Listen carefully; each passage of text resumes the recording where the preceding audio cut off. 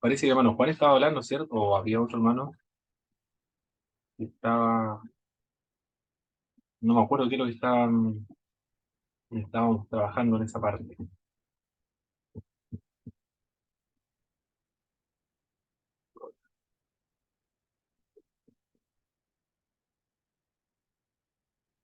Y estábamos.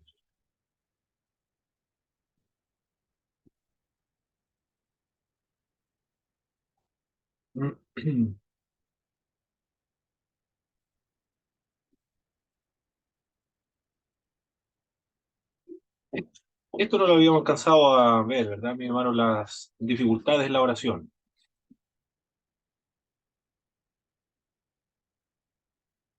Vimos hasta la B, hasta las distracciones. Ah, hasta ese punto habíamos quedado. Perfecto. A las distracciones. Bueno, son dificultades para la disciplina espiritual. ¿Cuáles son estas dificultades? Para la oración específicamente. La frialdad espiritual es una de ellas, el debilitamiento de la fe, la tibieza en el compromiso cristiano, es una, la facilidad con la cual nosotros nos distraemos por los trajines del día y el ritmo acelerado de la vida por la multiplicación de las ocupaciones, preocupaciones, el activismo por las diversas actividades que se debe emprender y factores temperamentales, es decir, la personalidad. Algunos son ensimismados y otros son más extrovertidos. Para el que es más ensimismado, no le va a dificultar mucho la oración, pero el que son extrovertidos un poco más. Ahí habíamos quedado entonces en esta parte. Ahora continuamos con la segunda parte de la disciplina espiritual y esto tiene que ver con la oración. Y inmediatamente nos vamos a compartir la clase número 4.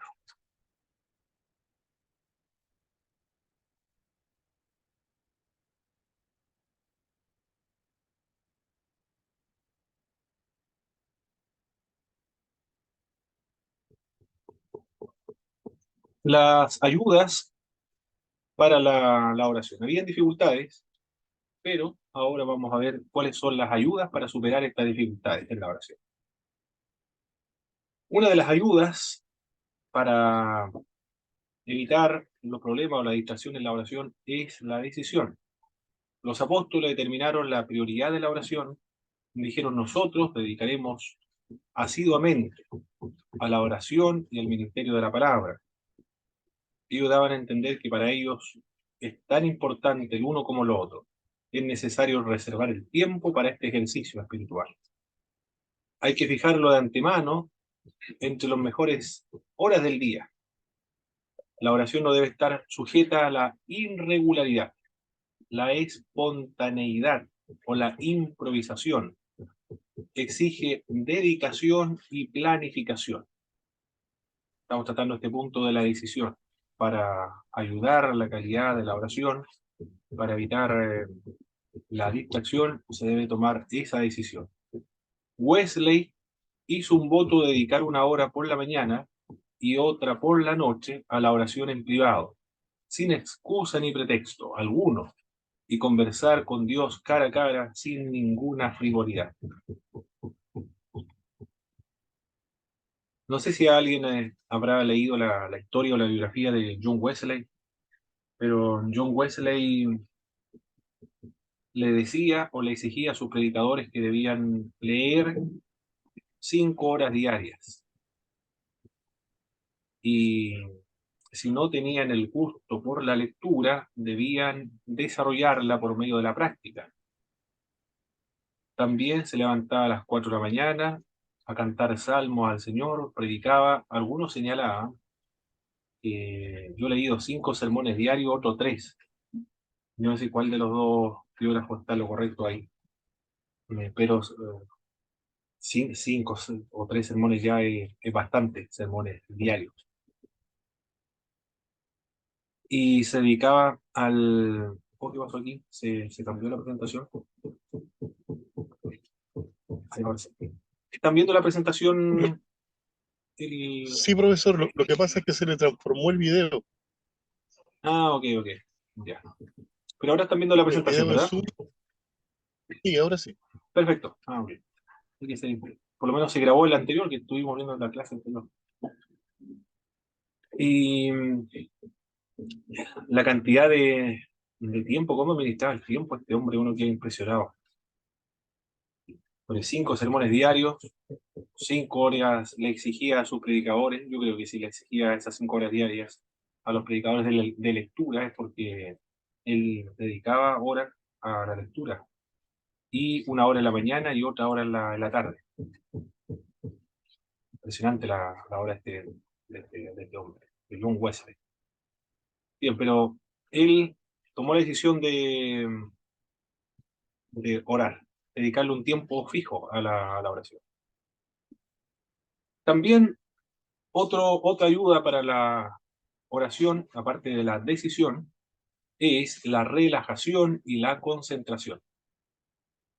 Juan Calvino escribió: para orar de manera correcta y adecuada, la primera regla es que nuestro corazón y nuestra mente se hallen en un estado conveniente, como corresponde a quienes entablan una conversación con Dios. Una forma para lograr la concentración es usar las mismas palabras de la Biblia, como lo hicieron los salmistas. Si a alguien le faltan las palabras para poder comunicarse o poder orar, porque se agotaron las palabras, que no sabe qué más orar, entonces puede recurrir a las Sagradas Escrituras, a los Salmos principalmente. La misma Biblia le va a ayudar a darle las palabras a usted, es lo que comenta Gary Tejas, y otros libros también de formación espiritual para, para orar. Cuando faltan las palabras, hay que pedirle prestada a la Biblia que nos ayude y nos dé esas palabras para poder comunicarnos con Dios.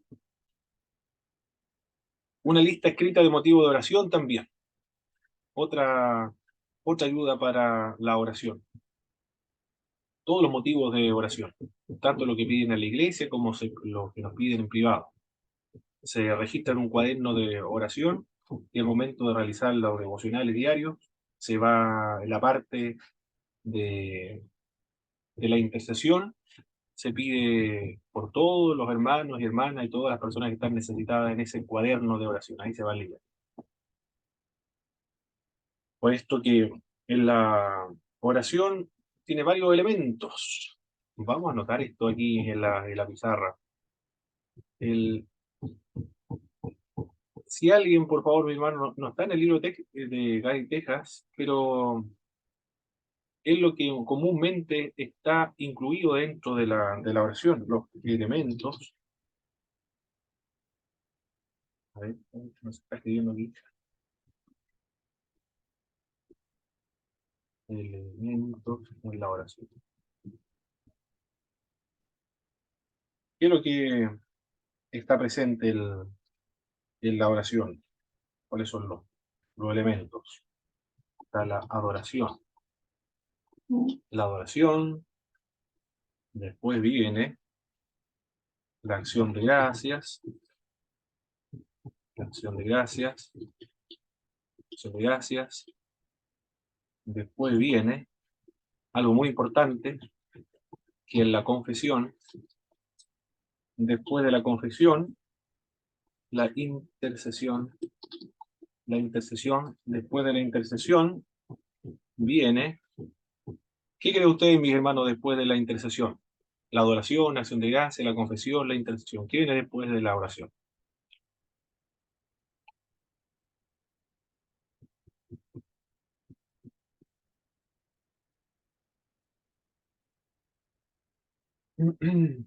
Puedo hacer la práctica. La práctica. De práctica, ¿se puede especificar un poco más, mi hermano Boris? ¿A qué se refiere? Primero confesión, intercesión. O sea, las peticiones ya. Las peticiones, ahí está. Esos son los elementos en una Elementos oración. de la. Los Ya. No, elementos o yo lo no que, había. Lo que pasa o lo que incluye la es que yo no oración. había. Yo no había leído que era el elemento de la oración. Ah, ok, ok, ya. Sí, eso es lo que contiene una oración. Adoración. Se adora a Dios. Después, acción de gracias. Se agradece a Dios. Y algo muy importante, confesar nuestros pecados para que Dios nos perdone. Y después ya se comienza a interceder por los otros. Y al final están nuestras peticiones. Bueno, Mauricio, ¿iba a decir algo? Profesor, ¿Mm? sí, esa es la petición, cuando usted habla de petición, es pedir en el nombre del Señor, Las peticiones son o, lo que nosotros necesitamos, pedirle a Dios lo que nosotros necesitamos. ah, ya, Personal, ya, es la rogatoria, porque la ya, intercesión es orar por otros. Y la parte de la intercesión está la lista de motivos de oración. Ahí donde nosotros tenemos un cuadernito, yo tengo un cuadernito aquí, yo me lo compré. Pero en las iglesias están los cuadernos, mi hermano. Pero nosotros sí, también sí, podemos es tener la, un cuaderno y en nuestro y- devocional diario leemos, anotamos todos los nombres de las personas que están necesitadas de oración. sí, sí, eso le iba a manifestar delante en el punto C, que en nuestras congregaciones se usan los cuadernos de peticiones, donde se anotan a las personas que necesitan oración, los enfermos, alguna necesidad en particular, o otras necesidades de carácter genérico también. Y nosotros también podemos tener un cuaderno de oración Claro, claro. para ayudarnos en la oración. Y ahí, en la parte de la intercesión, abrimos el cuaderno y oramos por todas las necesidades de la otra persona. Y al final pedimos por nuestras peticiones personales que nosotros tengamos. Pero eso son lo que contiene una oración. En una oración todos esos elementos deben estar presentes. Y interceder a favor de otras personas también. Ahí está. Perfecto. Continúo, voy a borrar esta parte. No sé, mis hermanos, aparte de la adoración, acción de gracias, la confesión, intercesión o petición, ¿habrá otro elemento que puede estar presente en la oración? Bueno, esto así aparece en los manuales de discipulado y en algunos libros también de la teología de la oración. Aparece que están presentes siempre esto, pero no sé si ustedes consideran que puede haber otro elemento u otra parte en la oración, aparte de esto, que son los más básicos, los elementales. Parece que engloba a todo, ¿ah? Lo que va y debe estar presente en una oración. A su consideración, ¿cómo lo ve usted?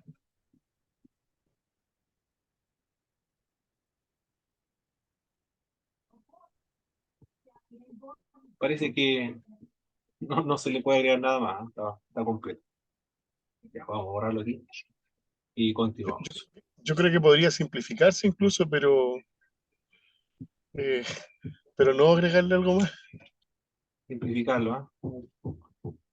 Porque están todas, está todo englobado, todo lo que debería estar presente en una oración. Muy bien, mi hermano. Continuemos la otra parte. Entonces, esta era la ayuda para la oración. Ah, Sigamos entonces. Ah, lo otro, mis hermanos. El- Me hicieron una pregunta también acerca de las formas de adoración. Si la única manera era de rodillas. No sé, ¿qué creen ustedes? ¿Cuál es la forma correcta de orar, aparte de una oración de rodillas? ¿Habrá otra forma de orar, aparte de arrodillarse? ¿Respondo yo o dejo que otro responda, profe? O el Cualquiera, comentario todos, libre. todos participando, mis hermanos. Sí, Ah, hermano ya, Mauricio, ya. adelante, no. Ya, lo que pasa es que comúnmente en nuestras congregaciones pentecostales la oración es de rodillas, ¿ya? Pero y se estila orar de rodillas em, en la primera oración, con la oración personal, cuando uno se presenta ante el Señor, o en las otras oraciones, ya sea por nuestras autoridades o por los hermanos de nuestra congregación y de distintas congregaciones y por las misiones. Pero la oración también tiene otras formas, por ejemplo, en las intercesiones, cuando se presentan los cuadernos de peticiones, esa oración se hace de pie, esa oración no se hace arrodillado y se hacen a través de los hermanos. Otros hermanos oran sentados, por ejemplo. Pero la Sagrada Escritura, en ese sentido, si bien es cierto, establecen de que toda rodilla será doblada y toda lengua confesará que Jesucristo es el Señor, desde el punto de vista de la oración misma, de la oración, y no estamos hablando del reconocimiento del señorío de Cristo, eh, por supuesto que existen distintas formas y todas son respetables siempre y cuando, por supuesto, siempre y cuando se dirijan al Creador en actitud de reverencia y reconociendo el señorío de nuestro Señor Jesús. Perfecto. Muy bien, hermano Mauricio. Hermano Jaime también iba a decir algo, parece. Sí, en relación a la oración, hay cierta, a mí en lo particular, cuando los congregamos, si bien es cierto, la oración de rodillas es la más común. Y en mi caso, en mi hogar, también lo hacemos de rodillas. Pero en cierta forma, cuando nos juntamos un grupo de amigos y hermanos, normalmente los fines de semana, un viernes, un sábado, y estamos hablando de la palabra, estudiando, escudriñando la escritura, y de alguna manera también oramos, esa forma la hacemos de pie. Normalmente el que guía la oración, el que habla. Y ahí a mí se me hace más fácil y más práctico y me concentro más cuando estoy con grupo de amigos y hermanos a hacer la oración de pie.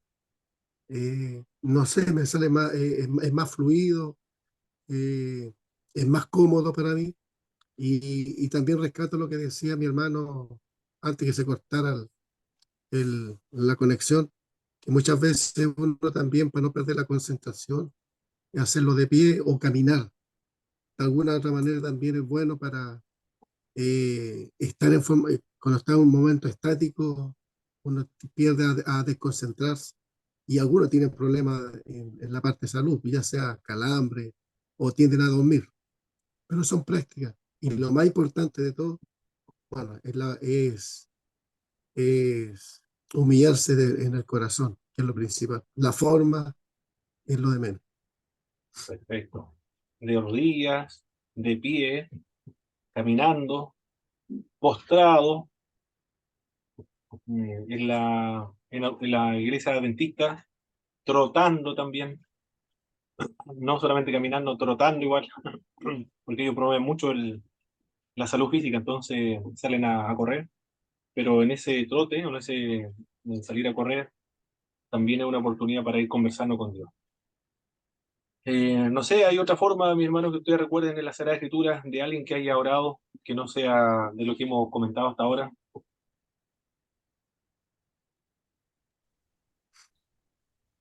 Como alguien que haya orado. Sí, y que no fue de rodillas, ni de pie, ni caminando, ni David, postrado. ¿Cómo lo, David David? oró, En un eh, lecho, claro. profesor. En el El rey Ezequiel. lecho. Y David botadito de guatita, Perfecto. Claro, cuando Postrado, boca intercedió por su abajo, y hijo. en el lecho, como el rey Ezequías fue aquel. Me parece mucho que se sanó de una enfermedad. Dios le extendió 15 años más. Eso él fue en una cama. Bien, se acostó y miró hacia la pared y lloró amargamente el Señor, profundamente. Dios le respondió. Ya. Varias formas, ¿eh? Con los ojos abiertos, con los ojos cerrados. Pero el recurso de los ojos cerrados es mejor para la concentración. Claro que cuando tiene que leerse la lista de petición tiene que tener el ojo abierto, por supuesto. El- bueno, depende de las personas también, quizá, pero es frecuente cerrar los ojos para mayor concentración. Mirando los ojos al cielo o con las manos levantadas también otros. Muchas formas, no hay una sola forma de practicar la adoración, perdón, la oración. No sé qué más se puede comentar acerca de la oración, mi hermano, para pasar a la siguiente disciplina espiritual.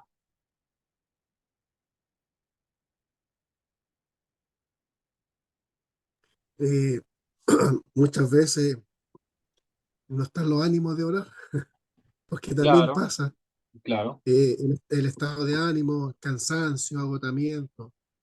A mí, a veces por el tipo del trabajo, Mm, eh, como decía un jefe en la parte secular, a veces que es el directo, no tanta palabrería, ser más sincero. De alguna otra manera, uno también lo hace porque al final uno está hablando con el Padre Celestial, exacto. obviamente que guardando la adoración, el respeto, pero a Ya. veces uno es más directo. Y bueno, más que nada por el cansancio, agotamiento que muchas veces pasa la cuenta tantas horas fuera del lugar. Muy bien. Perfecto. Muchas gracias, mi hermano Jaime. Profesor. Ya. ¿Sí, hermano Mauricio? Bueno, y ahí también hay veces en cuando las personas tienen discusiones o debates fuertes con algunos otros en la vida o en el día, en que existen, o eso se configura en un obstáculo, en una Mm, dificultad para orar, o exacto. también puede ser tomado como una herramienta, ¿verdad?, para poder entregar esas dificultades en la oración. Correcto. Muy bien. Muchas gracias, hermano Mauricio. Hermano Jorge. Mm, Sí, hermano Pablo, quería, antes de dejar el tema de la oración, poder contar un poquito mi experiencia con la oración, ya que creo que es interesante lo que uno escucha, lo que uno ve a través de los libros, a través de la palabra, pero también es muy interesante lo que uno puede ir viviendo y la experiencia personal que uno ha tenido. A mí me pasó que siempre he tratado de llevar una vida de oración, pero hace 2 años y medio sentí de parte del Espíritu Santo algo muy fuerte de poder orar en la radio. Como yo le conté, tengo una radio y, y la oración era a las 6 de la mañana, esa era la orden, orar a las 6 de la mañana en la radio, por 7 días.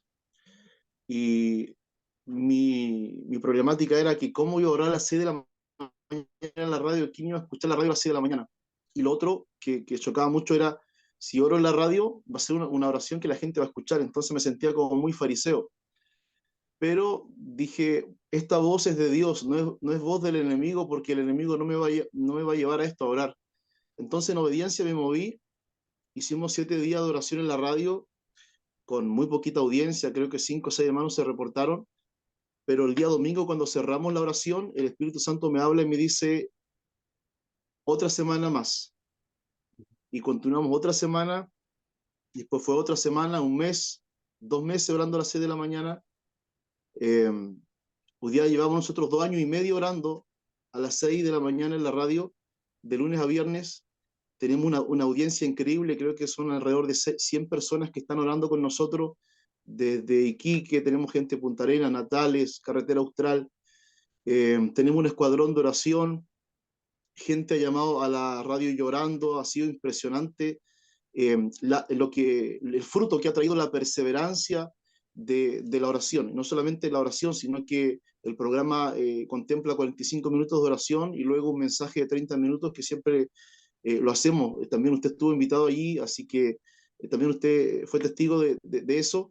Pero esa es mi experiencia, una experiencia más fuerte que tengo con el tema de la oración, y hoy día nosotros estamos orando constantemente y no, ha sido increíble. O sea, son muchas las experiencias, muchos testimonios, gente que no oraba, gente que le costaba orar, hoy día lo espera con ansia a las 6 de la mañana para conectarse en una oración corporativa, en una oración de unidad, más allá de que cada uno tiene su oración personal, obviamente, pero esta oración para nosotros ha significado algo muy especial, y obviamente que siempre le pedimos a Dios para no soltarla, porque ya van 2 años y medio donde hemos visto la mano de Dios de una forma muy poderosa.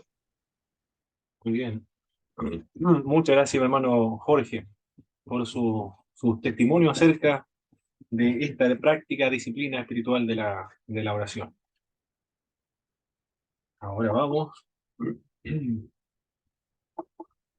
con la siguiente, con el ayuno. La definición del ayuno. Como disciplina, el ayuno es un acto físico y también espiritual. A medida que se deja el cuerpo se vacíe de comida, se procura vaciar el alma delante de Dios. El ayuno está estrechamente relacionado con la oración.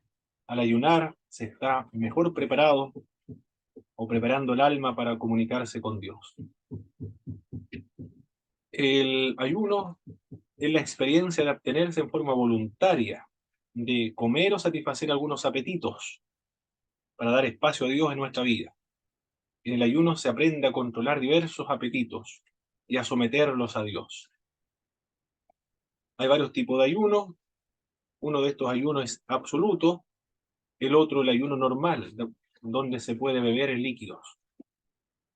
El tiempo de duración de un ayuno, un solo día, o también puede prolongarse hasta 40 días. ¿Quién fue el que oró 41 días? Ayunó 41 días, fue Gigi Ávila, Él ayunó 41 días. 41. Soportó 41 días, ¿eh? Impresionante el hombre. Bueno, El último día, profe, sí, quería hacer un pequeño comentario. sí, El, el, yo me acuerdo que cuando Gigi Ávila relató su experiencia de 41 días, bueno, en ningún momento fue su afán superar al Señor en un día más, sino que el día 40, él dijo que se sentía, pero con una energía, pero como un hombre vital, con una energía como que si no hubiese ayunado ningún día.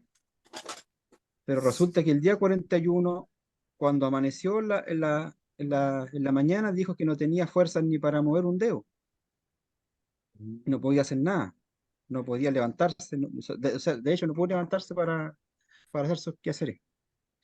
Y en eso le habla el Señor y le dice, esto es para que tú veas que soy yo el que te da la energía, que yo puedo quitarte la energía y darte la energía en el momento cuando sea mi voluntad. Por eso el día anterior él estaba con energías, pero como un roble, como un toro, pero al otro día estaba completamente sin ninguna energía, nada, ni para correcto, levantar una mano, ni para levantar un brazo. correcto. Muy bien. Gracias, hermano Boris, por ese. Bueno, está escrito también, hay un libro que cuenta su experiencia de Ávila en ese aspecto. Los propósitos del ayuno. Calvino hizo una lista de 3 propósitos para el ayuno. Uno de estos propósitos es para dominar y someter la carne, a fin de que no se ponga demasiado libertina, escribía Calvino.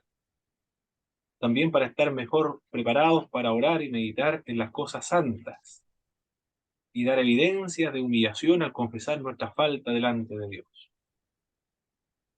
¿Qué más? El ayuno nos hace esperar, a esperar en el Señor.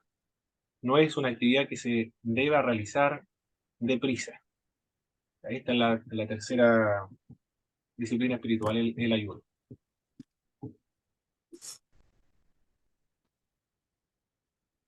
También con respecto de las disciplinas espirituales es la de un diario personal o diario de vida, creo que también se le denomina, diario personal o el diario de vida. Pero este diario tiene connotaciones espirituales. ¿Por qué mantener un diario? Y es una práctica que lo han empleado los evangélicos. John Wesley tenía su diario y ha sido publicado. Fortalece la reflexión personal, el diario de vida o el diario personal. Estimula a registrar los conceptos que hemos recibido de parte de las Sagradas Escrituras. Sirve como un medio adicional a la oración, porque en el diario también se registran las oraciones personales. Constituye por sí mismo el llevar un diario personal una disciplina. Hace que la mente y el corazón se concentren en los asuntos del crecimiento, con el propósito de discernir lo que Dios está realizando en la vida de cada uno de los creyentes. A través del diario nos mantenemos en contacto con los aspectos más críticos de nuestro crecimiento, las áreas en las que existen dudas acerca de la fe, las necesidades, los anhelos, las debilidades, las flaquezas, las vulnerabilidades del creyente, los pecados del creyente. todo eso se reflexiona, se medita, se selecciona y se escribe en el texto. ¿Cuáles son todos los problemas que afrenta, las crisis espirituales que enfrenta? Escribir nuestros pensamientos más profundos nos ayuda en el estudio de las Sagradas Escrituras. Escribir las oraciones nos ayudan en nuestra comunicación con Dios también. Y mejora la oración, porque tiene que tener la disciplina, la habilidad para articular los pensamientos, articular el pensamiento, las palabras, seleccionar lo más importante, lo más relevante y organizarlo por medio de párrafos en el diario. Crea un poema que glorifica a Dios es un acto, o crear un poema es un acto de adoración a Dios. Porque los mejores poemas, dicen los poetas, los más elaborados, se escriben en un estado de prácticamente en un estado de éxtasis. Los poetas están muy estrechamente relacionados con los místicos, y los místicos escriben en forma de poesía, porque tiene la finalidad de conmover el espíritu, de provocar emociones, provocar sentimientos en el espíritu del ser humano, por medio del uso de las palabras. Por eso en estos diarios de vida espiritual están estas creaciones de alabanza o de poemas, que es una alabanza de gratitud a Dios. Escribir junto con otros para luego compartir lo escrito genera una comunidad espiritual. Escribir un diario permite el tiempo para reflexionar en las circunstancias de la vida, en lo que nos dice las Escrituras cuando se lee las Escrituras, en las bellezas que vemos a nuestro alrededor, en las respuestas a las distintas oraciones. Puede ser transformador, pues un diario demanda honestidad y también intimidad. Honestidad e intimidad. ¿Cuáles son los beneficios de mantener un diario? Uno de estos beneficios es que desarrolla la comprensión de sí mismo. Se comprende uno a sí mismo mucho mejor. Ayuda a cuidar el alma o la salud del alma. Orienta y ayuda en la toma de decisiones importantes en la vida de los creyentes. Ayuda a dar sentido y orden a la vida. Ordena la vida porque en el diario, como le ayuda a reflexionar y a pensar en las prioridades, y luego seleccionarlas y registrarlas, ya eso le da una idea de cuáles son lo más importante en la vida. Alivia las emociones, porque se descarga las emociones en el diario. Ayuda a mirar las cosas con otra perspectiva. Aclara nuestra comprensión de la vida diaria también. Permite un canal de expresión, de creatividad personal. Confirma nuestras profundas convicciones espirituales que tenemos acerca de la fe cristiana. Ayuda a establecer las metas que se desean obtener en la vida. Y también le ayuda a ordenar el tiempo. Ayuda a enfrentar las dificultades. Todos esos son los beneficios del diario personal.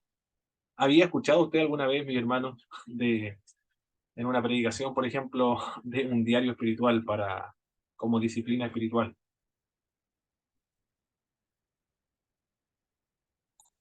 Nunca. Es la primera vez que lo veo desde un ámbito más eh, espiritual. Por lo general, los psicólogos recomiendan escribir diarios para que la gente... Creo que igual lo mismo me parece mucho en consejería. Si mal no recuerdo, que igual era bueno hacer diarios. Ah, correcto. Sí, Eh, consejería. pero mirándola desde una perspectiva más de disciplina espiritual es bastante innovador y poco conocido. Muy bien, Manuel. ¿Alguien más, mis hermanos? ¿Qué le parece esta disciplina espiritual? Yo lo he hecho, pero lo he hecho por iniciativa propia. Nadie me había enseñado esto. Ah, muy bien, muy bien. No, no, Pero no había tenido algún referente, hermano Mauricio, algún modelo que usted haya escuchado. ¿Cómo es que de repente surgió esa necesidad de un diario personal? Lo que, bueno, por mi trabajo, porque yo tengo mi agenda, entonces, pero empecé a ocupar la agenda para anotar reflexiones personales y anotar ciertas actividades cristianas también. Y ahí comencé a anotar ciertas cosas, pero no fue, no lo hice en forma cotidiana. Y tampoco lo estoy haciendo actualmente, aunque sí me parece bastante acertado, ¿ya? Sobre todo para que uno vaya haciendo un autoexamen, ¿ya? Como se denomina, una introspección, ¿ya? Correcto. Pero eh, notaba en el aspecto de la oración, el ayuno, lo que tocamos delante me pareció, aunque fue poquito, ¿ah? Pero de experiencias personales con ayuno sí he tenido. El Señor me ha hecho ayunar también. En algunos, no a 40 días, por supuesto, pero sí una semana como máximo. A pesar de que uno al tercer día ya, cuando uno ayuna, un ayuno completo, digamos, sin líquido ni sólido, es bastante fuerte. Uno siente ¿cómo es que se llama? El cansancio, siente mucho golpe desde un punto de vista físico. Mm. Y actualmente ayuno, pero con líquido. No, ya no es lo mismo, digamos, como con anterioridad. Eso es lo que puedo compartir con los hermanos, pero sí es un ejercicio muy beneficioso, muy desde el punto de vista espiritual, porque el Señor nos fortalece y el Señor tiene en cuenta nuestros ayunos cuando lo hacemos de manera genuina, sin esperar nada a cambio, y lo hacemos por amor a los demás, bueno, y por amor a nuestra familia, a los demás, a las personas que lo necesitan, a nuestra hermandad y a todos nuestros hermanos. Eso el Señor lo tiene en cuenta, sobre todo con respecto a los hermanos que están enfermos y los hermanos que están en necesidad. Y a las Muy personas bien, que también que no conocen a Cristo, por supuesto. muy bien, hermano Mauricio. Bueno, uno puede estar, no sé si hay algún hermano que tenga conocimientos de medicina, pero ¿cuánto tiempo uno puede estar sin consumir líquidos?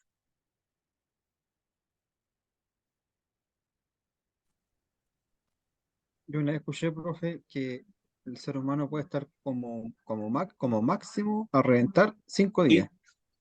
Sí, 5 días. 5 días sin beber 5 días. líquidos. Sin líquido, sin líquido. Sí. Ya, Y sin comer puede aguantar más, correcto, sí, sí, sí. como No se puede más, 8 días, 10 días, pero el líquido es fundamental en el cuerpo del ser humano. correcto. 5 días. Ahí hay un límite entonces. Entonces recomendable sin líquido no tantos días. O sea, Un- profe, lo que pasa es que usted ¿Mm? al tercer día comienza a colapsar. Es increíble, uno empieza a colapsar, pues, y uno siente, uno ya se le secan los labios. O sea, cuando uno piensa que el Señor lo hizo 40 días y 40 noches, chuta, fue muy, muy fuerte. Y lo que yo tenía entendido es que Gigi Ávila no hizo los 40 días de ayuno completo, de acuerdo a lo que yo leí, no hizo, porque leí el libro El ayuno, no hizo los 40 días de ayuno completo así como lo hizo el Señor. Sin agua, No, sino que claro, fue no solamente fue. sólido. Y eh, no se puede sin claro, líquido. él hizo parte del ayuno, claro, hizo parte de su ayuno así completo, pero él no lo completó así de la manera íntegra. Pero yo le manifiesto, cuando yo llegué al tercer día, era algo terrible, sí, era algo realmente terrible, porque uno sentía el olor a comida y le daban ganas de comer. O sea, yo lo digo por experiencia, lo digo yo personal.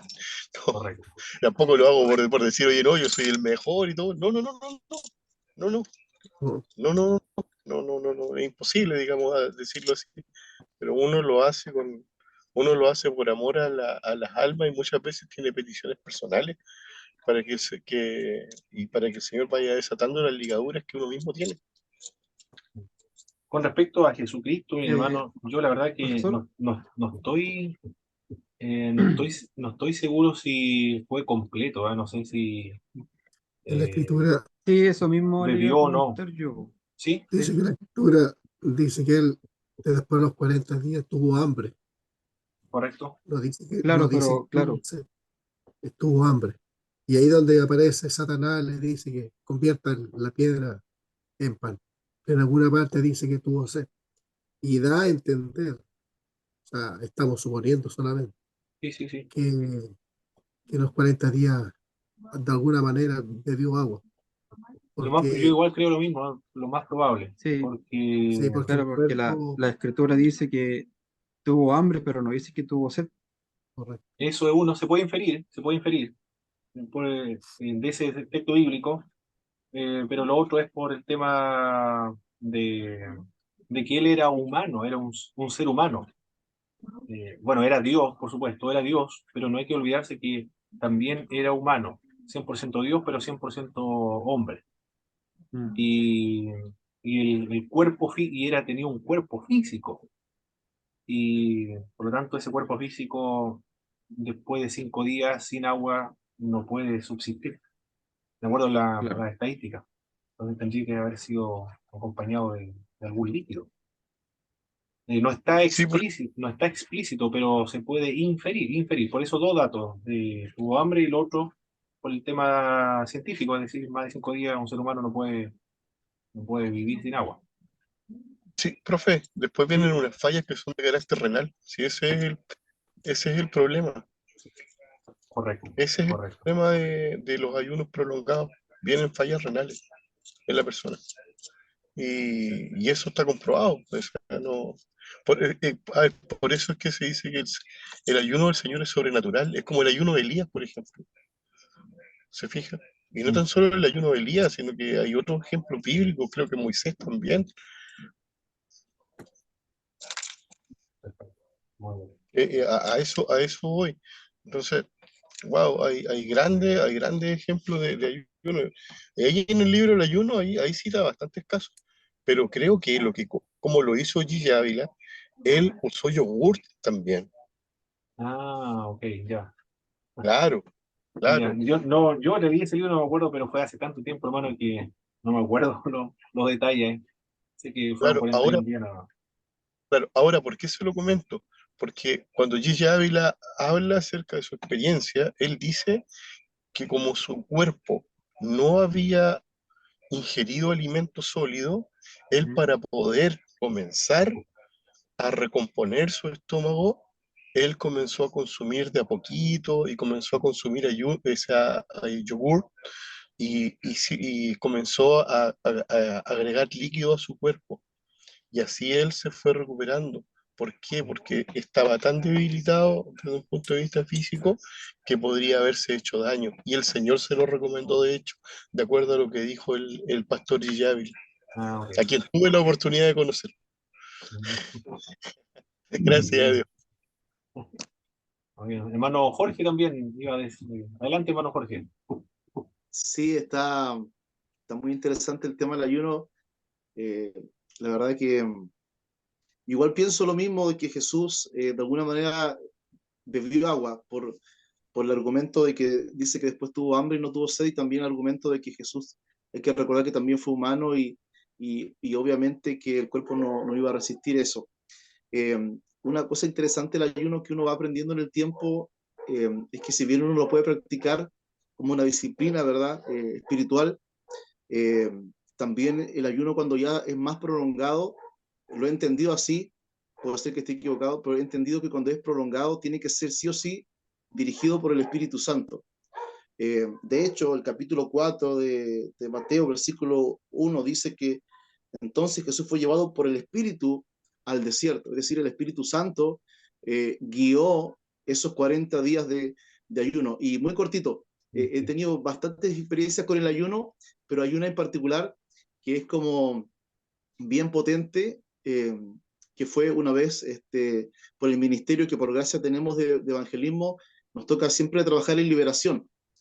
Y en una de tantas liberaciones hubo una vez que fue una experiencia bien complicada porque llegamos y había una joven que estaba poseída, llegamos con mi pastor, el grupo oficiales, éramos como 5, y estuvimos como 2 horas y no ocurrió nada, absolutamente nada. Es más, la persona agarró a los hermanos de la corbata, se elevaba, fue una cosa impresionante, que ahora ya me provoca un poco de risa porque salimos derrotados ahí, y el pastor nos dice, hermanos, siento de parte de Dios que tenemos que volver acá, pero con ayuno. Vamos a orar y ayunar 3 días. Esto es lo que me dice el Señor, 3 días, y nos volvemos a juntar. Y yo creo que yo ayuné más por, por volver así como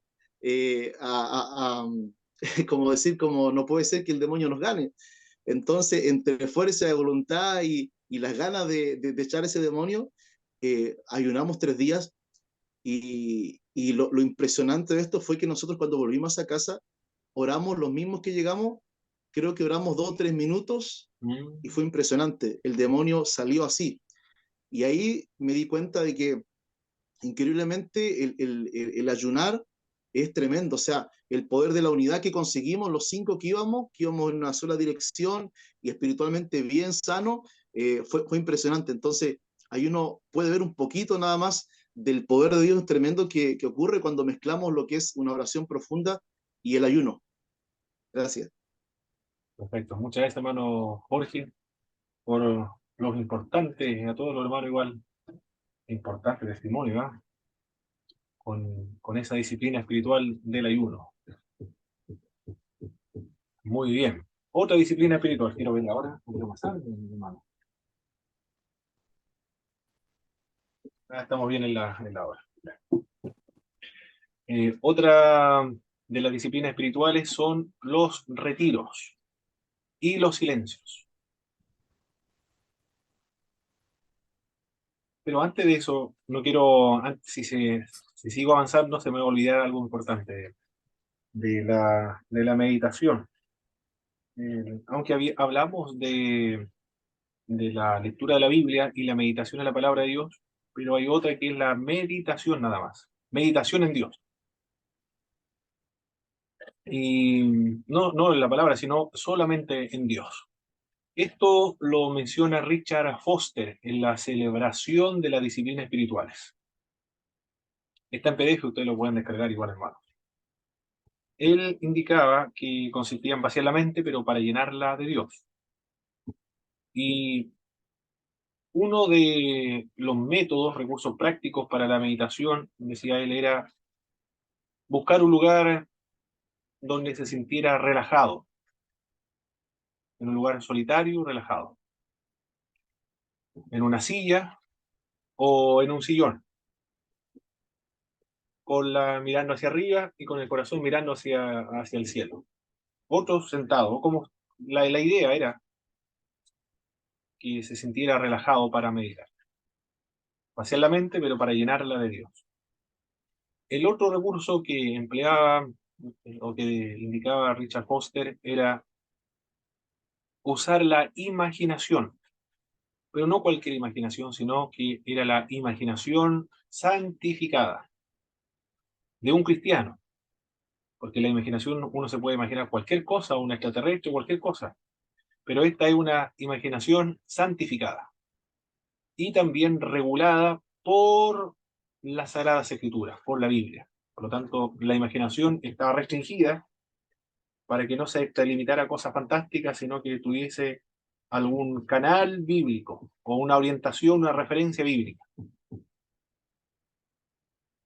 En cuanto a la meditación. Recuerdo de alguien que me dijo en la danza, en el espíritu, cuando cerraba los ojos, la hermana que danzaba, ella se imaginaba, veía en su mente, en su imaginación. Cuando digo imaginación no me refiero a que algo ficticio, algo irreal, algo inventado, sino que es la imaginación santificada. al Señor sentado sobre un trono alto y sublime, y su falda llenaban el templo, y vean serafines, querubines, serafines que alababan a Dios, que exaltaban a Dios. Y ella lo que hacía era incorporarse a esa adoración celestial, incorporarse. Abandonaba esta, por decirlo de alguna manera, abandonaba esta tierra y ya este mundo, era como olvidarse de este mundo y transportarse al mundo celestial donde se están, a la corte celestial donde se está adorando al Señor. Tiene, eh, tiene esa imaginación, esa experiencia espiritual real, que no es ficticia o inventada, sino que es real, tiene su regulación bíblica. ¿En qué sentido tiene su regulación bíblica, mi hermano? Por lo que le conté, que vio al Señor sentado sobre un trono alto sublime. ¿Qué referencia bíblica estoy eludiendo ahí? En Eso es Isaías 6, Isaías 6. versículo 1 al 7 parece. Muy bien. Entonces, es la imaginación, pero regulada por la Biblia. Y también, en otro pasaje bíblico, el apóstol Pablo dice, con Cristo nosotros estamos juntamente en los lugares celestiales. Por lo tanto, es verdad, esa experiencia es real, regulada por la Biblia. Participaba de la adoración celestial. Abandonaba este mundo para incorporarse al mundo celestial. Y si lo vemos de la perspectiva de la escatología, es decir, de que ya estamos en el ahora, pero no todavía, en una parte, era como realmente, verdaderamente, transportarse al mundo celestial. Extraordinario. Pero el recurso que empleaba este autor Richard Foster era la imaginación, pero santificada, regulada por la Biblia. En cuanto a la meditación en Dios, en una situación donde estuviese muy relajado. No tan relajado para quedarse dormido, pero donde estuviese relajado. Hablaba más acerca de la meditación, pero a eso se refería, en cuanto a pensar en las cosas de Dios. Y ahora sí, vamos a esta parte del retiro y los silencios. El silencio, creo que es el silencio, es cuando en forma deliberada tratamos de eliminar tantas fuentes de ruido innecesario como sea posible y nos libramos de las distracciones externas, poniéndonos en mejor disposición para escuchar a Dios, en el fondo del alma. El propósito del silencio no es otra cosa, sino tratar de escuchar a Dios, por eso se guarda silencio, porque se quiere escuchar a Dios. Esa es la finalidad, escuchar a Dios. El silencio es para eso. Nos distraemos además del uso de palabras que distraigan o alteran a otros. Por eso se deja de hablar, para no distraer o alterar a otros. Eso es con respecto al silencio. El retiro, la opción de apartarnos de lo demás, nos enseña a estar a solas con Dios. El retiro nos da la oportunidad de reflexionar sobre las presiones que ejercen nuestra relación y la vida diaria, a fin de reorientarnos en la voluntad de Dios. El silencio y el retiro son prácticas que deben constituir parte de nuestra vida cristiana. Si vamos a ser espiritualmente formados, dice Gary Tejas, necesitamos pasar momentos con Dios, puesto que es a través de estos momentos que nuestra alma y nuestro cuerpo se renuevan. Los retiros Profesor, y los silencios son disciplinas para cultivar, profesor, disciplinar el alma. Adelante, hermano Boris. quería consultarle, ¿qué es el retiro en este caso? ¿Es lo mismo que el ayuno o es algo No, diferente? no. El retiro espiritual, bueno, se puede ayunar también los retiros, pero en los retiros se pueden realizar tanto en la iglesia, donde se llama retiro espiritual. En una iglesia, en la mañana, hay oración, hay alabanzas, hay lectura de la palabra, hay predicación, o hay enseñanza bíblica, o hay dinámicas, hay varias formas de llevarlo a cabo, pero la idea es estar durante todo ese día en actividades espirituales de diversa naturaleza. O puede ser en el campo o en lugares de retiro también. Existen lugares de retiro, hay iglesias que tienen lugares de retiro, donde se dedican a cuidar el alma por diversas maneras. Hermano Mauricio, adelante. Sí, profesor, puede ser individual o colectivo igual. Muy bien, sí, así es lo que dice Gary Teja, tanto individual como colectivo. Muy bien. ¿Quién más, mis hermanos? Acerca de los retiros espirituales. En su iglesia yo creo que realizan retiros espirituales, ¿verdad? Claro, claro, sé que yo tenía la duda, yo le preguntaba por eso, porque, por ejemplo, en mi iglesia cuando dicen vamos a tener retiro, ¿Mm? lo que están queriendo decir en realidad vamos a tener un ayuno, Ah, pero, ok, ok. claro, pero, por eso era mi duda, pues, o sea, si el retiro significa, es como otra forma de decir ayuno, o retiro es algo, tiene otro significado. Y en el ayuno, hermano Boris, cuando dicen vamos a tener un retiro, ¿qué más hacen? ¿Y a dónde lo hacen? ¿En una iglesia, en un campo? ¿Dónde van? No, sí, siempre lo hacemos en el templo, siempre lo hacemos en el templo y es como te decía, pues tenemos impartimos enseñanza de, ¿cómo se llama devocionales, reflexiones bíblicas Ah, hacen el y retiro eso con más que nada, y justamente con el, oración, hacen el retiro claro, y justamente con el ayuno, oraciones, entonces. Los otros retiros donde no está incorporado el ayuno tienen desayuno, almuerzo, cena. ah, ya, Ahí se incorpora el ayuno en ya, la práctica de su iglesia local. Ahí claro, sí, está pero durante incluido todo ahí el el tiempo, ayuno. durante todo ese tiempo ayunamos, sí. Correcto, correcto. Muy bien. Bueno, eso el retiro. ¿Qué más? Con respecto al retiro, puede ser calendarizado, dirigido, otras veces puede surgir espontáneo y sin que se le planifique. Puede ser en un lugar de retiro o puede llevarse a cabo en contacto con la naturaleza. Algunos tienen la capacidad de obtener estos momentos de retiro y silencio en su propia oficina, simplemente alejando la silla del escritorio y también de su computadora. Estos retiros, mire qué sencillo, pueden durar de 15 o pueden durar un día o 2 días, 15 minutos o un día o 2 días. Un templo vacío también es ideal para realizar estos tiempos de retiro. Aquí puede ser los retiros entonces, no necesariamente de un día, de 15 minutos, como dice Gary Teja, en la oficina, alejando su silla del escritorio y contemplar las cosas de Dios, pensar en las cosas de Dios. En los templos vacíos también se pueden llevar a cabo los retiros. Yo recuerdo un hermano, Cristian Díaz, en Temuco, él trabaja todavía en veterinario, en una empresa, y en los ajetreos del día él necesitaba un momento de conversación con Dios, de oración, de estar con Dios, pero no, el tema es que no veía ningún templo abierto evangélico, estaban todos cerrados. El único lugar donde él podía ir a pensar de las cosas sagradas, conversar con Dios relajado, era el templo católico, la catedral del templo católico.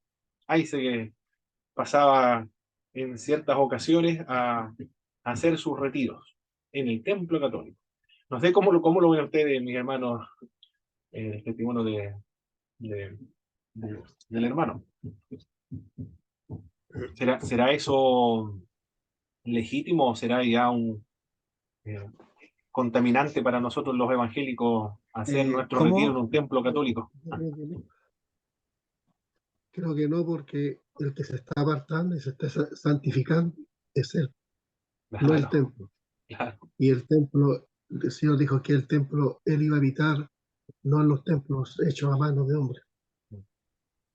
Además que era el único lugar donde había silencio y el único templo que estaba abierto igual, a esa hora del mediodía pasaba. Hermana Ruth, iba a decir algo, ¿no?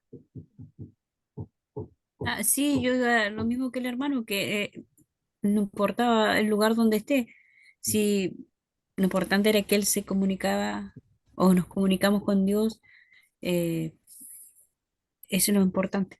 Y necesitamos a diario el que es cristiano y necesita nutrirse de Dios, tenemos que hacerlo, es necesario en nuestro diario vivir para poder seguir con la siguiente jornada, como yo digo, porque yo divido mi tiempo mañana y tarde, entonces tengo que hacerlo.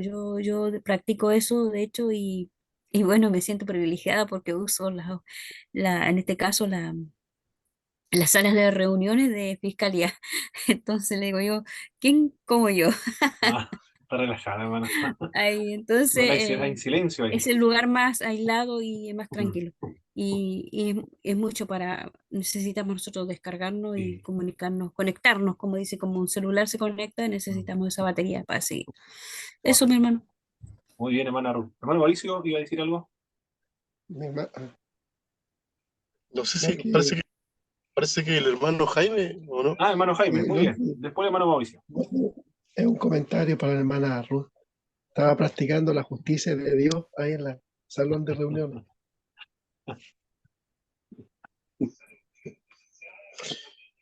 Ahora sí. Pero, ahora, hermano Ahora sí. Mauricio. Sí, bueno, yo creo que a ver, personalmente, usted sabe que eh, creo que era Tomás de Aquino, ¿eh? El que hacía la distinción entre, para calificar un acto moral o inmoral, Mm. entre el objeto, el fin y las circunstancias, ¿ya?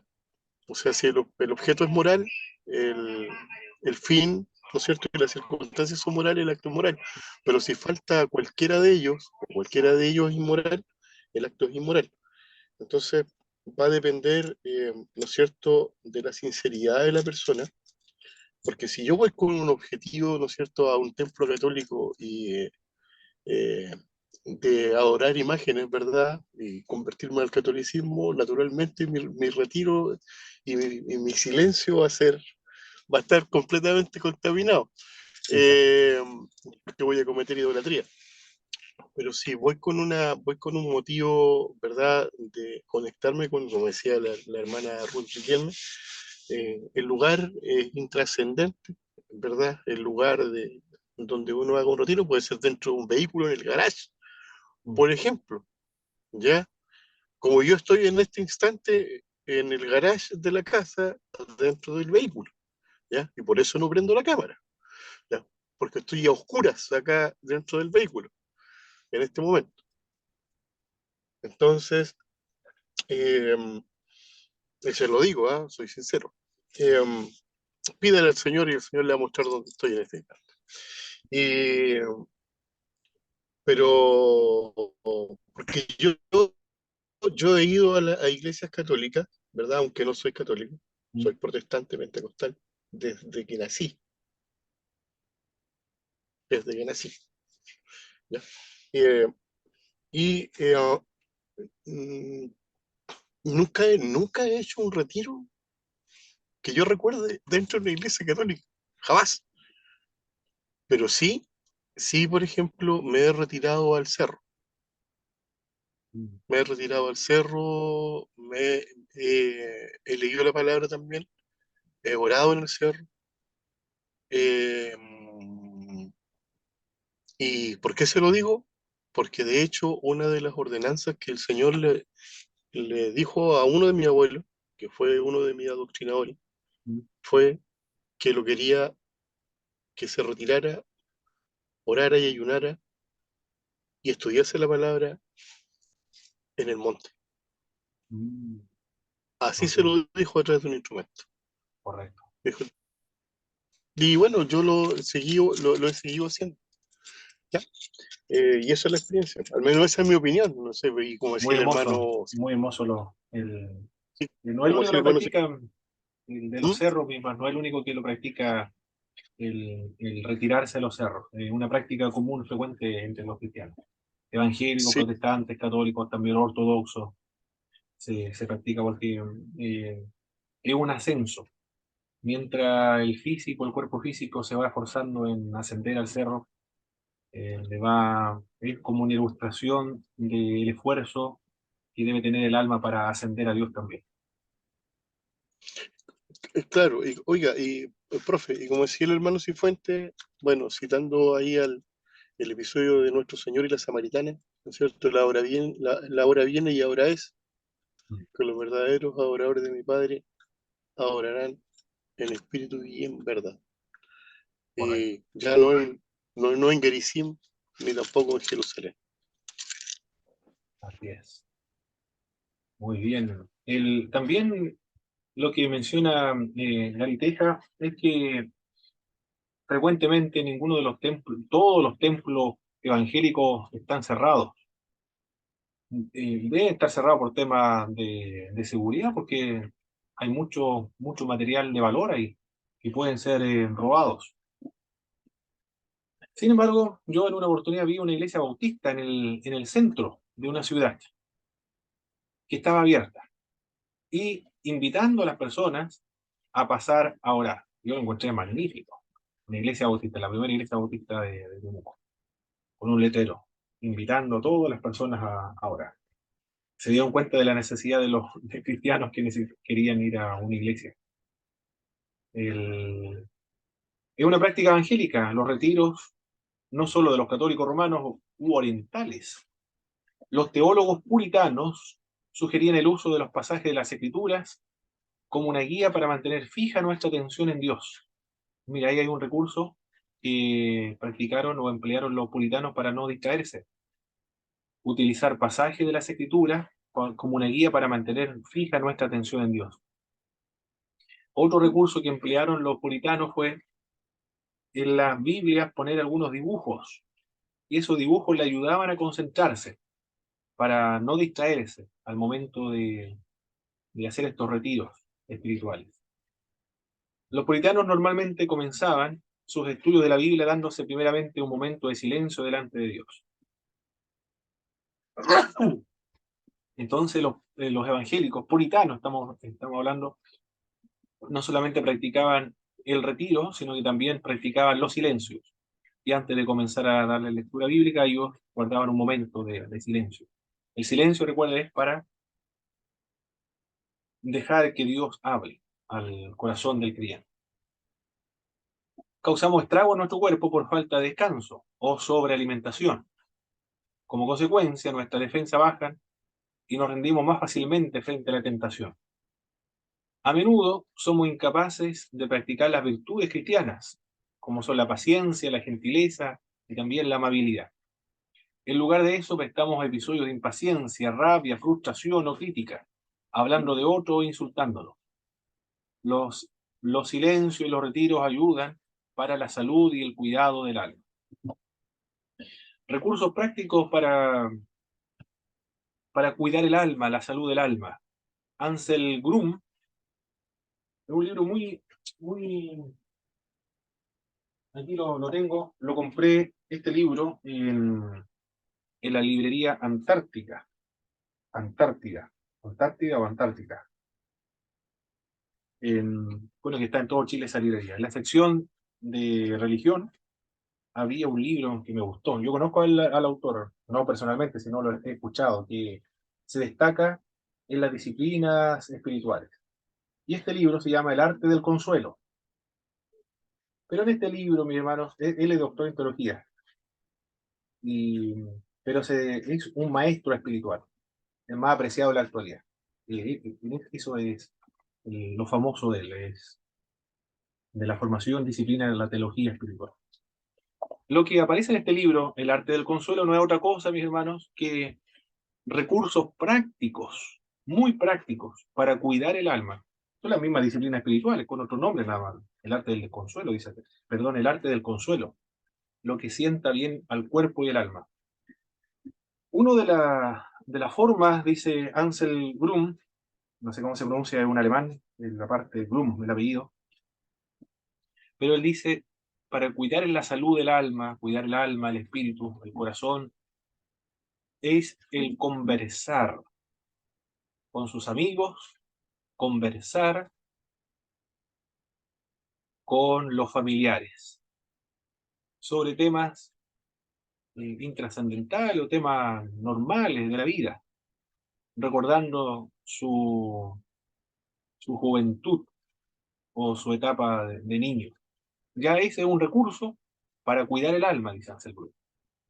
Otro recurso que él menciona es caminar descalzo por la vegetación, por hacer grandes caminatas, descalzo, y sentir el pasto, el rocío del pasto, o la tierra o la arena. Ya eso es una muy buena práctica para la salud del alma, decía él.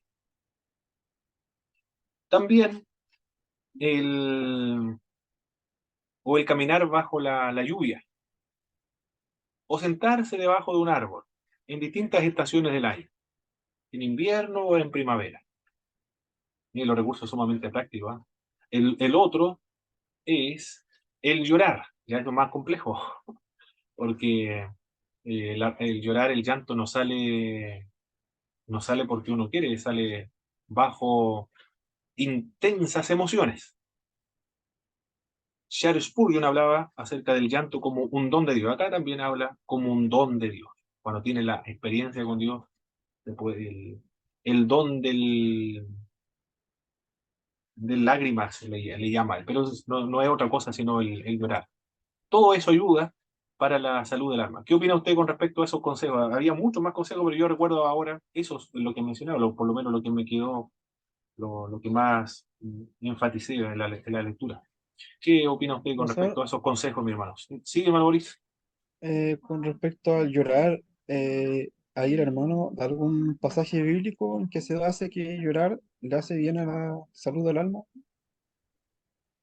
No recuerdo ahora, hermano Boris. No recuerdo.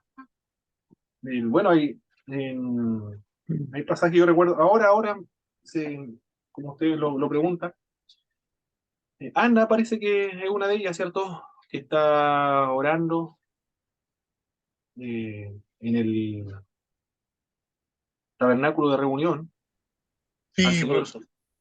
Ana. La Muy bien. hermana, la madre de Samuel se refiere. Sí, la hermana Samuel. Ya. Ana, ¿verdad?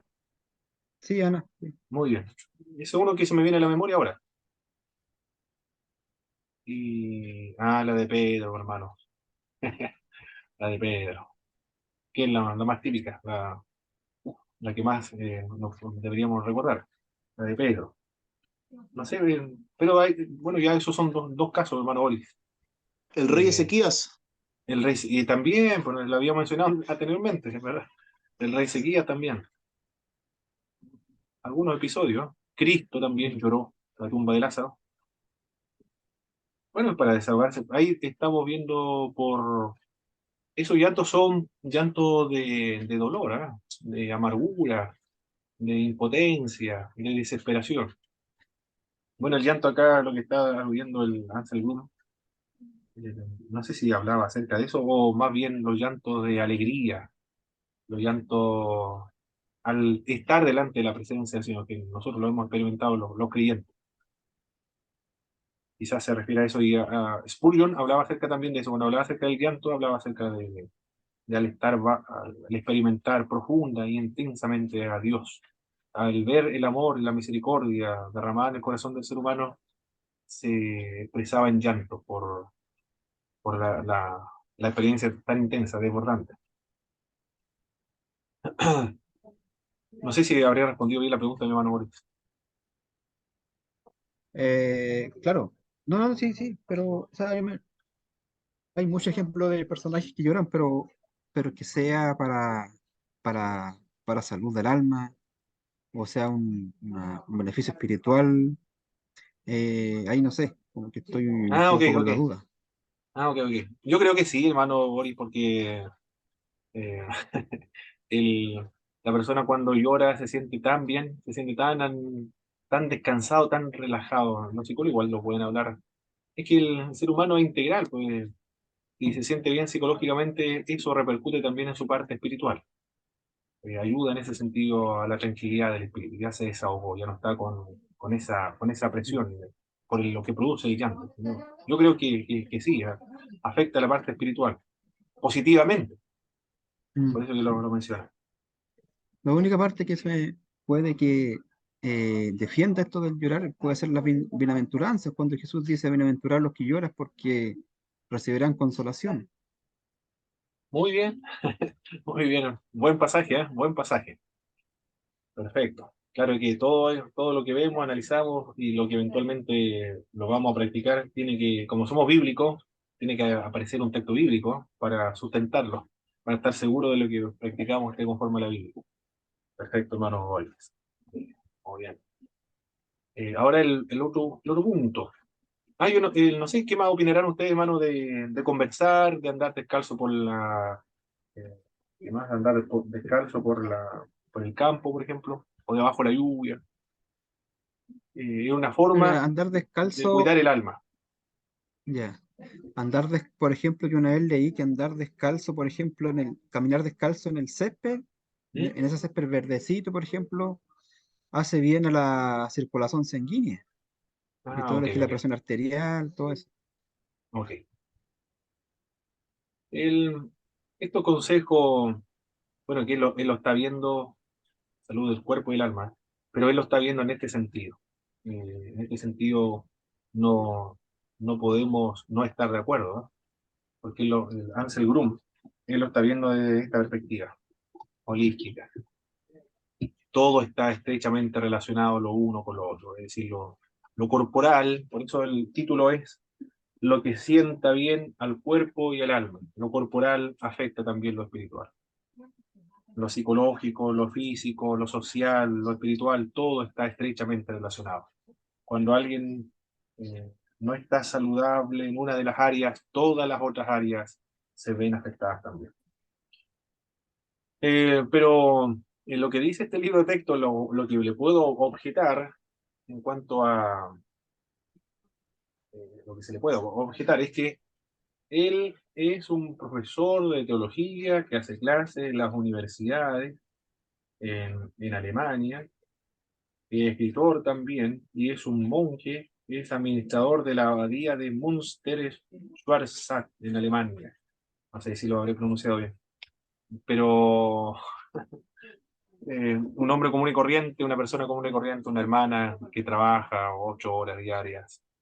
Practicar lo que menciona el libro de texto es muy difícil. Él lo escribe y lo practica porque es un monje. Por eso.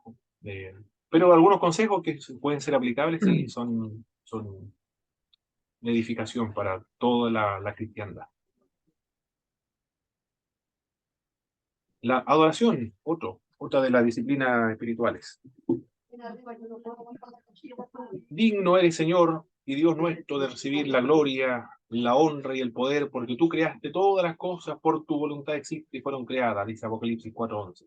Con esta doxología entramos a la disciplina de la adoración. Doxología significa adoración o glorificación. En la adoración, definamos ahora lo que es la adoración, admiramos a Dios celebrando sus atributos, su santidad, justicia, bondad, misericordia, omnisciencia, omnipotencia, todos los atributos de Dios. Por eso es que es importante en la adoración la teología, porque la teología sistemática le ayuda y le entrega las herramientas para comprender los atributos de Dios y todos los atributos de Dios. Y recuerde que una de las partes de la oración, uno de los contenidos, elementos de la oración, es la adoración. Por lo tanto, para mejorar la adoración y la oración, se requiere la teología sistemática también. Y de hecho, la teología sistemática se funda en la oración. Y no hay teología sin oración. El teólogo ora. La teología surge de la oración en comunión con la adoración y la oración. Sea que lo hagamos en forma individual o junto a otros creyentes, la adoración se concentra en la gloria de Dios, en nuestro rol como adoradores suyos. A medida que participamos en la adoración, nos abrimos a la dirección del Espíritu Santo de Dios. La adoración es un encuentro entre Dios y su pueblo. Es confirmación, conservación, edificación y celebración. Todo eso es la adoración. Confirmación, conservación, edificación, celebración. En la conservación por el hecho de que la adoración se conserva y se transmite la fe. En la adoración se conserva, se transmite la fe. Se conserva lo que uno cree. Y en la adoración se enseña la fe también, se transmite la fe a otras personas, a los nuevos creyentes o a los otros que van llegando. Es edificación en el sentido de que el creyente alcanza una mejor comprensión acerca de Dios. Por eso la teología no puede no relacionarse con la oración y la adoración, porque se comprende mejor a Dios. En la adoración, no basta con la teología sistemática. Se requiere, para conocer a Dios, la adoración y la oración. La correcta adoración enseña teología. La adoración es la celebración que el pueblo de Dios tiene en conjunto delante de él. Estos 4 componentes muestran que la adoración es una verdadera disciplina espiritual. Nuestra adoración debe ser, por tanto, individual como colectiva. La adoración debe hacerse en espíritu y debe hacerse en verdad. En espíritu, no dependiendo de un lugar geográfico o un lugar físico para adorar. Y en verdad, es decir, debe adorarse correctamente, no de manera supersticiosa, sino correctamente. Para adorar correctamente se requiere la comprensión de la doctrina bíblica, la teología sistemática, la dogmática. Y la Biblia, debe conocer la Biblia. Por eso es importante el conocer la Biblia y la doctrina teológica, porque ayuda a mejorar la adoración. Y es una adoración más en espíritu y más en verdad. Con franqueza, con honestidad, con transparencia frente al Señor. La adoración no puede ser una actuación, no es un teatro, no puede simularse la adoración, tiene que ser sincera. Dios nos ve tal como nosotros somos, acepta nuestros débiles esfuerzos para adorarlo si es que lo hacemos sinceramente. Pablo dice a los Corintios, si pues coméis o bebéis o hacéis cualquier otra cosa, hacedlo todo para la gloria de Dios. En la vida del creyente o del cristiano todo debe constituir una expresión de adoración. La manera en que vivimos determina que Dios sea o no glorificado. Entonces, la adoración no está limitada a un día domingo, un culto, sino que está presente en toda la vida.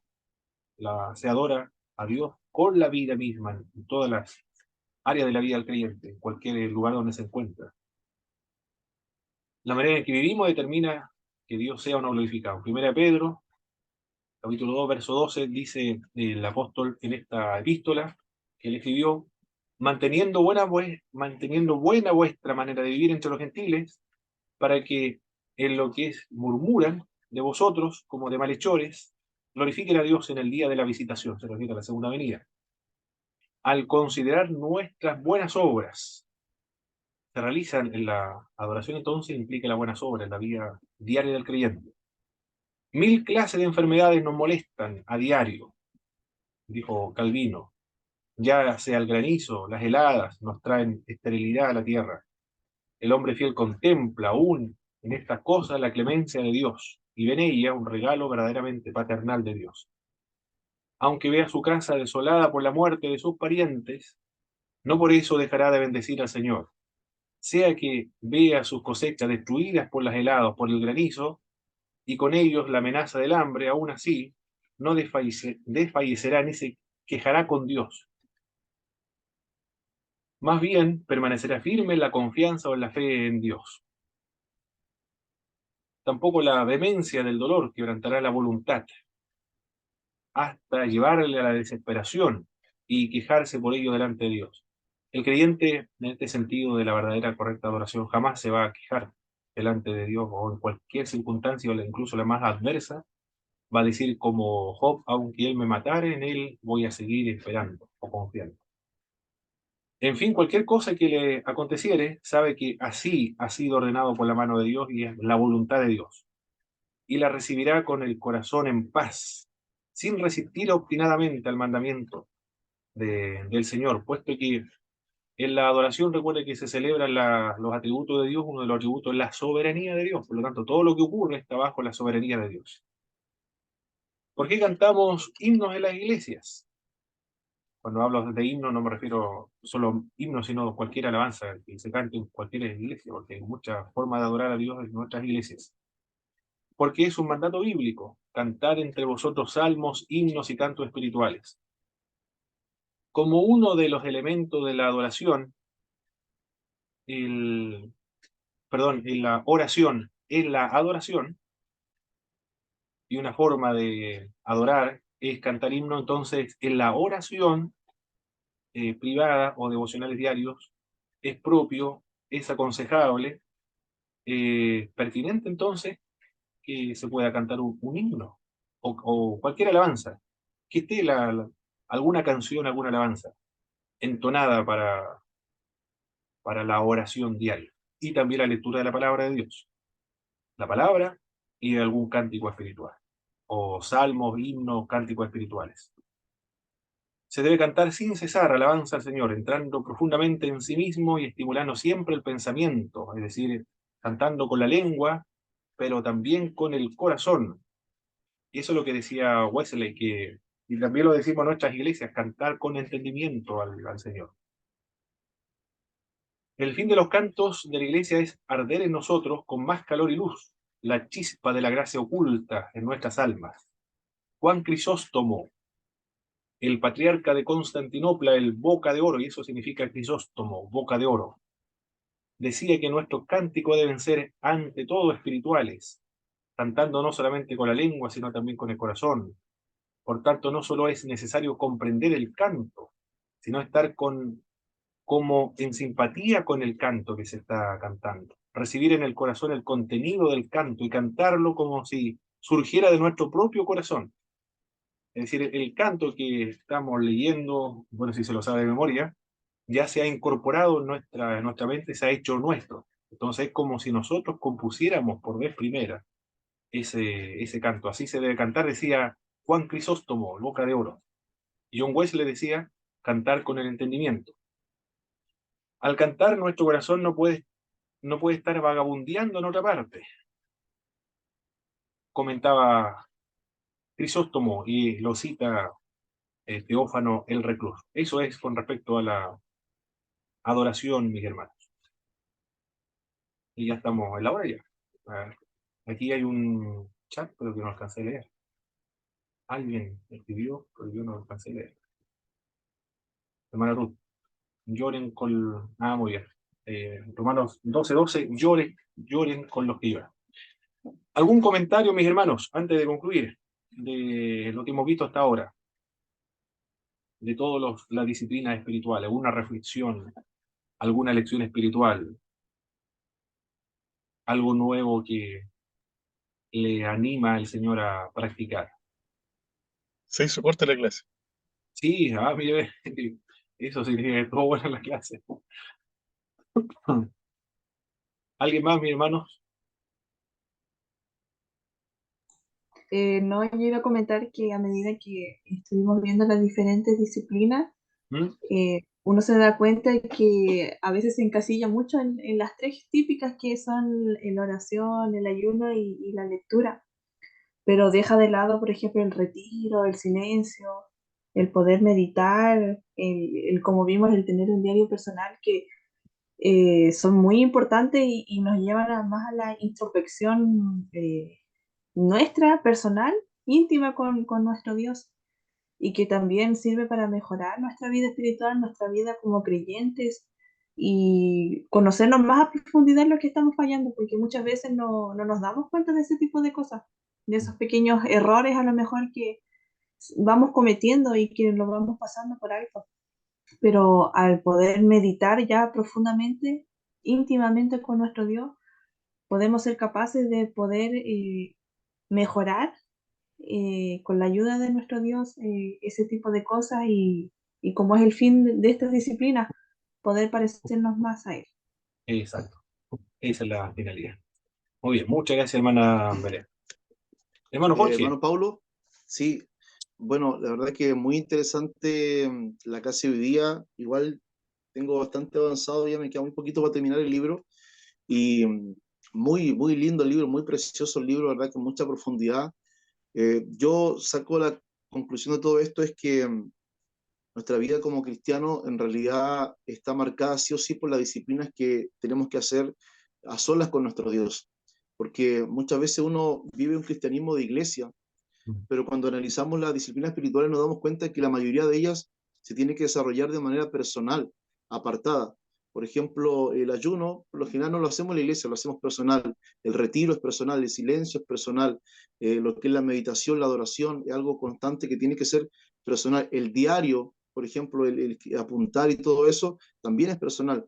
Entonces, creo que tenemos que extraer más de lo que es la disciplina espiritual. Creo que por mucho tiempo uno se reduce solamente al tema de iglesia. Si la iglesia te llama a oración, a cadenas de oración, ahí nos apuntamos. Si la iglesia te llama a ayuno, ahí nos apuntamos. Pero aquí nos damos cuenta que como cristianos, como dice Pablo, tenemos que vivir una vida como atletas, como soldados, y eso requiere bastante disciplina y es una carrera de largo aliento, no son 100 metros planos, sino que es una maratónica la vida del cristiano. Perfecto, hermano Jorge, muchas gracias por su reflexión. Vamos a finalizar con una oración a nuestro Señor. Hermano Antonio, por favor, nos dirigen una oración para concluir.